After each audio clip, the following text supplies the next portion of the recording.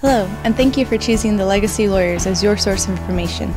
We know this might be a difficult time you're going through, but we are here to educate you and help you through the process. Please stay tuned for our question and answer portion. Good morning, Aaron. Good morning, David. How are you doing today? I'm doing well, thank you. Very good. So, a lot of people ask about, conservatorships, of course. Now, how does it go if a person has poor credit? Can they be in charge of their father's estate? Well, that really depends on a lot of factors, but generally speaking, a person who is asking to be appointed as conservator of the estate, if the estate is of substantial size, that person's credit history can impair their ability to be appointed, and is not really out of any sort of prejudice against that person or any sort of moral judgment made by the court. It simply has to do with that person's ability to qualify. So when you apply to purchase a home or apply to purchase a car, the lender, unless you have a suitcase full of cash, the lender will see if you qualify for financing, and they'll review your credit history, and they'll have the underwriter approve it or not. So the court, and more specifically the probate code, requires that if the court is going to assume protection over someone, and it's a protection that relates to their finances, and therefore appoint a decision maker to manage that person's finances, the court's going to supervise what goes on. And in the event of the unlikely possibility that someone would breach their duty to manage these finances for the benefit of who actually truly owns the assets, the court requires a bond. A bond is an insurance policy.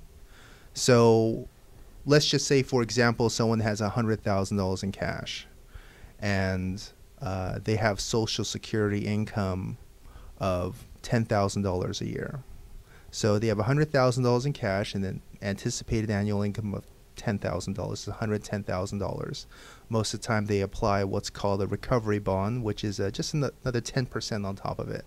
So you would add another $11,000. So you've got a $121,000 bond requirement. Well, unless that person has sufficient assets to sort of self-bond and say, well, here's my gold coin collection worth $250,000, this ought to take care of it, they're going to have to ask a bond company to issue a policy for them.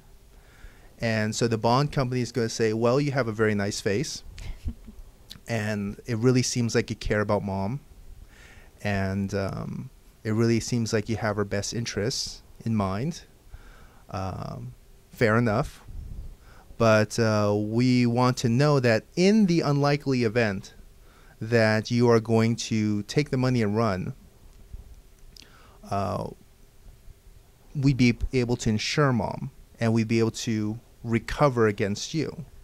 Well, if that person who has a nice face and a nice intent and a nice disposition has absolutely no assets, they are what we call judgment proof. There's no assets to sort of satisfy a judgment.